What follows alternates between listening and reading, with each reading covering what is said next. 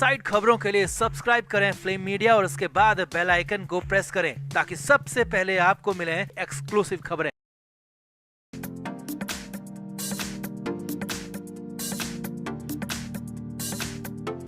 महाराष्ट्र की राजनीति को हिला देने वाली खबर है, क्योंकि इस बार ठाकरे परिवार के अंदर परिवार के ही लोगों में राजनीतिक घमासान छिड़ गया और वजह बने हैं मातोश्री के बाहर लगे पोस्टर, बैनर, होर्डिंग, जिनमें उद्धव ठाकरे की पत्नी रश्मि ठाकरे को महाराष्ट्र का अगला मुख्यमंत्री तक बना दिया गया था, जिसके बाद बड़ा बवाल हो गया क्योंकि पोस्टर और बैनर पहले लगाए गए और फिर कुछ ही घंटे में हटा भी दिए गए, जिसके बाद परिवार के अंदर बवाल की खबरें। तो संजय राउत भी चुपचाप तमाशा वहां पर देखते रहे। तो दिखाते हैं, आपको बताते हैं क्या है पूरी की पूरी इनसाइड स्टोरी। आप भी इस वीडियो को शेयर करें और कमेंट बॉक्स में अपनी राय जरूर दें।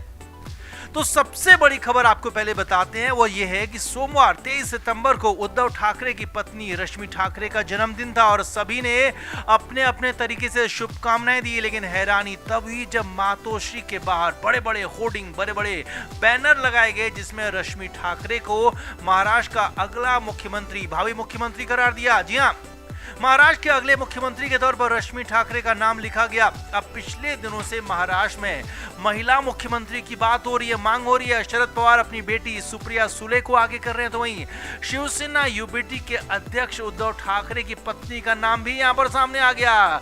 युवा शिवसेना की तरफ से बैनर होर्डिंग लगाए गए। जी हाँ, शिवसेना की यूथ विंग ने ये पोस्टर होर्डिंग लगाए थे और इसके बाद तो सियासी बवाल हो गया, हंगामा हो गया।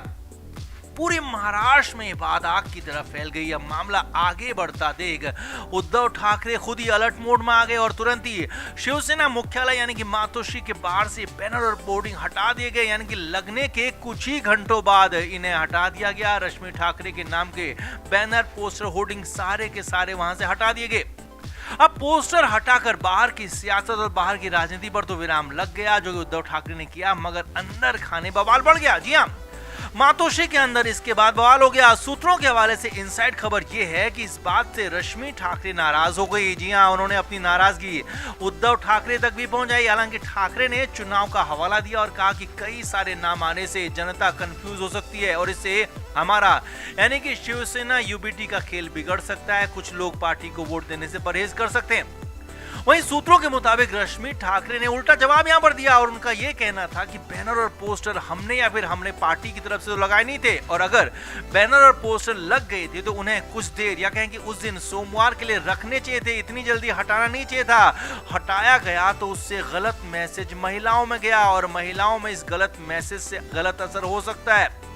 अब रश्मि ठाकरे भले किसी भी वजह से नाराज हो, यानी कि भले वो अपने पोस्टर बैनर हटाने से नाराज हो, लेकिन उन्होंने नाम लिया महिलाओं का और कहा कि महिलाएं इससे नाराज हो सकती हैं, महिलाओं का वोट दूर हो सकता है। हालांकि सूत्रों के मुताबिक इस बात पर काफी कुछ हंगामा हुआ, गहमा-गहमी भी और आपसी विवाद भी हुआ। हालांकि वहीं पर संजय राउत भी मौजूद थे, मगर वो बीच में आए नहीं, चुपचाप वहां पर खड़े रहे, चुपचाप बोले नहीं कुछ भी और तमाशा देखते रहे। और बाद में सूत्रों के मुताबिक उद्धव ठाकरे के ही आदेश पर जब संजय राउत ने पोस्टर बैनर हटाए थे तो उसके बाद सभी वहां से चले गए, उद्धव ठाकरे खुद चले गए, तो उसके बाद ही मामला शांत हुआ। लेकिन हालात ये कि रश्मि ठाकरे अभी भी नाराज बताई जा रही हैं। सूत्रों के मुताबिक उन्होंने उद्धव ठाकरे से कहा कि जो हुआ है वो ठीक बिल्कुल भी नहीं हुआ है। अब लेकिन जो भी है, राजनीति चीज ही ऐसी है कि घर में भी वो झगड़ा करा सकती है, जो कि एक बार फिर से यहाँ पर साबित हो गया। यानी कि रश्मि ठाकरे और उद्धव ठाकरे के बीच में भी विवाद हो गया, जो कि हैरानी भरा है। तो आपका इस पूरे पोस्टर, बैनर, होर्डिंग विवाद पर क्या कहना है? क्या रश्मि ठाकरे को अगला मुख्यमंत्री लगाए जाने का पोस्टर जो बनाया गया था यहाँ पर वो ठीक था, या फिर जो पोस्टर बैनर हटाए गए वो ठीक था? आप क्या मानते हैं, आप क्या जानते हैं? कमेंट बॉक्स में आप भी जरूर बताएं, वीडियो को शेयर भी करें। तो महाराष्ट्र में चुनाव की उल्टी गिनती चालू है। अक्टूबर के दूसरे हफ्ते में चुनाव की तारीखों का ऐलान होगा, जबकि नवंबर में चुनाव हो सकते हैं। लिहाजा सभी पार्टियां जोर आजमाइश कर रही हैं, एक दूसरे पर भारी पड़ने की कोशिश कर रही हैं। अब इस बीच महाविकास अघाड़ी गठबंधन में सीटों के समझौते को लेकर मीटिंग बुलाई गई।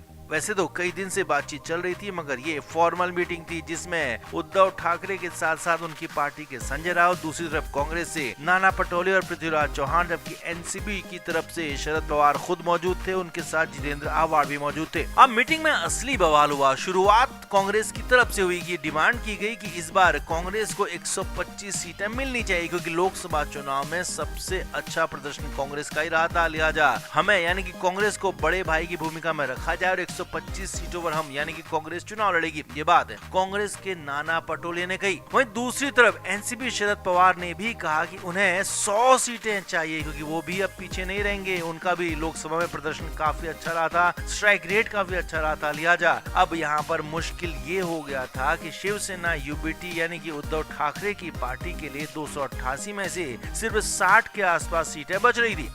अब ये उद्धव ठाकरे को कैसे बर्दाश्त होता। लिया यहाँ पर उद्धव ठाकरे ने पहले मामले को संभाला और कहा कि शिवसेना पहले से ही ज्यादा सीटों पर लड़ती रही है, लेकिन इस बार साथ में हम मिलकर लड़ रहे हैं तो हमें सबका ध्यान रखना होगा, लिहाजा कुछ सीटें हम कम करेंगे और सभी को कुछ सीटें कम करनी होंगी। अब उद्धव ठाकरे की तरफ से यहाँ पर प्रपोजल दिया गया कि कांग्रेस और शिवसेना यूबीटी 100 सीटों पर चुनाव लड़े, जबकि शरद पवार की पार्टी 84 सीटों पर और बाकी की 4 सीटें अन्य सहयोगियों के लिए रिजर्व रखी जाएं। और ये सुझाव उद्धव ठाकरे की तरफ से दिया गया और सुझाव काफी हद तक नेचुरल भी था, जेन्युइन भी लग रहा था और माना जा रहा था कि इस पर मोहर लग सकती है, कांग्रेस भी इस पर मान सकती है। हालांकि कांग्रेस की तरफ से शुरुआत में इस पर आपत्ति उठाई गई और यहीं पर असली वाला बवाल शुरू हो गया। कांग्रेस की तरफ से जैसे ही आपत्ति उठाई गई, जैसे ही सवाल उठाया गया कि 100 सीटें इतनी कम क्यों, तो तुरंत ही संजय राउत बोल पड़े। जी हाँ, न आओ देखा न ताव देखा, हमेशा की तरह गड़बड़ ही बोलने वाले संजय राउत ने यहाँ पर भी कुछ ऐसा ही कर दिया, गड़बड़ ही बोल दिया। और हालात ये थे कि ना तो उद्धव ठाकरे से पूछा, ना अपनी पार्टी का कोई भरोसा लिया, तुरंत ही खुद ही कह दिया कि ठीक है, हमारी पार्टी यानी कि शिवसेना यूबीटी